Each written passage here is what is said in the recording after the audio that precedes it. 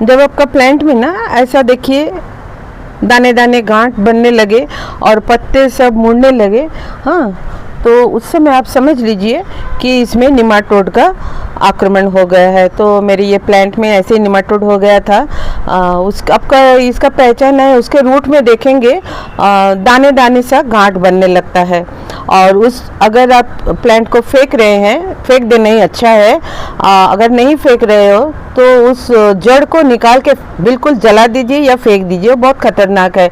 और उस मिट्टी को कम से कम 10 दिन थोड़ी सी फंगीसाइड दे के धूप में सुखा दीजिए, हाँ, तब जाके फिर उस मिट्टी को यूज़ करिए। नहीं तो निमाटोड एक कप सारे प्लांट में हो जाएगा, फिर सारे प्लांट खराब हो जाएगा। तो मेरे ऐसे इस प्लांट बहुत पुराना प्लांट है, कम से कम 5-6 साल का, पर निमाटोड हो गया है। और बहुत मैंने ट्राई की इसको सरवाइव कराने को, पर हुआ नहीं है। तो आज मैं इसको काट के टुकड़े में बांट दी हूँ। फेंकूंगी तो नहीं, क्योंकि ये मेरा बहुत फेवरेट प्लांट है और इसमें बहुत लाल लाल बड़े बड़े क्या बोलते हैं, मंदार फूल हम लोग बोलते हैं, हिबिस्कस जो बोलते हैं वो होता है। तो गुड़ेल, हाँ गुड़ेल आप लोग बोलते हैं ना। तो इसीलिए मैं इसको आज थोड़ा सा ट्रीटमेंट देके और फिर से लगा लूँ।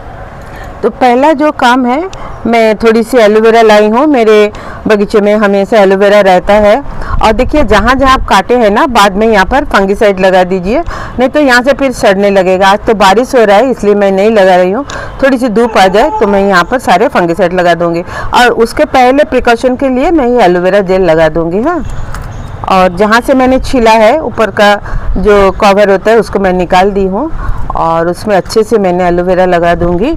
और उसके बाद ये है रूट हार्मोन। बरसात का दिन है, रूट तो आ ही जाएगा, फिर भी प्रिकॉशन के लिए मैं थोड़ा रूट हार्मोन लगा दूँगी, हाँ।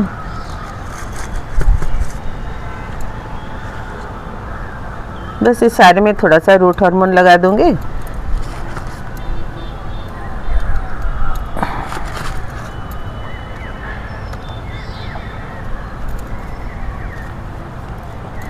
बाद में मैं थोड़ा सा धूप निकलेगा, आज तो बारिश हो रहा है, थोड़ी सी धूप निकलेगा तो मैं ये सारे एरिया में फंगीसाइड लगाऊंगी।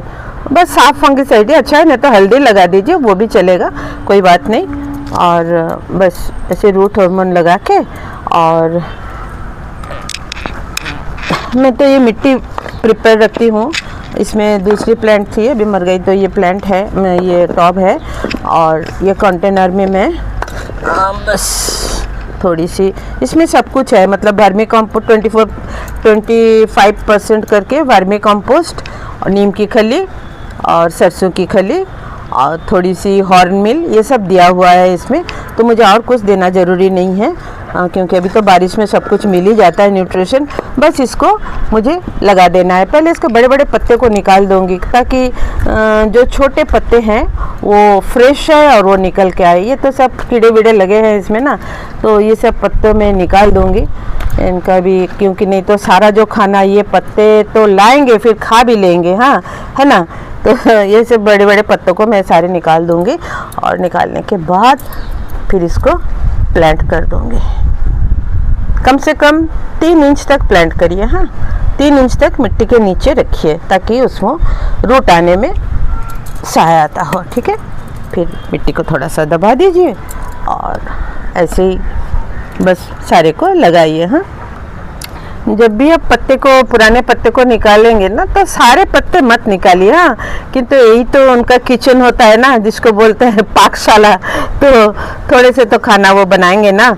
और देखिए जहाँ जहाँ देखिए पत्ते आप निकालेंगे, वहाँ पर छोटे छोटे आपके नए पत्ते, नए ब्रांचेस आने लगेगा। तो घबराने का कोई मतलब नहीं कि हाँ मैंने बड़ा प्लांट को फेंक दिया, मेरा सारा ख़राब हो गया, मेरा इतना सारा होता था, लेकिन कोई बात नहीं।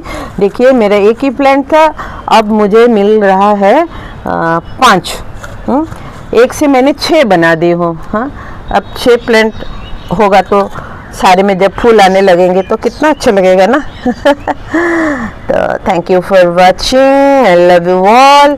आप भी ऐसे पुराना, अगर बहुत पुराना हो गया प्लांट, तो सिर्फ अगर उसका आप टहनी काटेंगे तो कोई फ़ायदा नहीं होगा, हाँ, क्योंकि उसका सारा प्रॉब्लम तो जड़ में ही रहता है। इसीलिए आप ये करिए कि आप जड़ को निकाल के फेंक दीजिए और टहनी को सारे को रिपोर्ट कर दीजिए। Thank you for watching, I love you all. तो मिल गया ना, एक से इतने सारे, देखिए मुझे 5-6 प्लांट एक प्लांट से मैं निकाली हूँ। और अभी बरसात का मौसम है, आज बारिश आ रहा है, तो इसमें तो ये लग ही जाएगा, रूट तो इसमें निकल ही आएगा, बस थोड़ी सी केयर लेना है।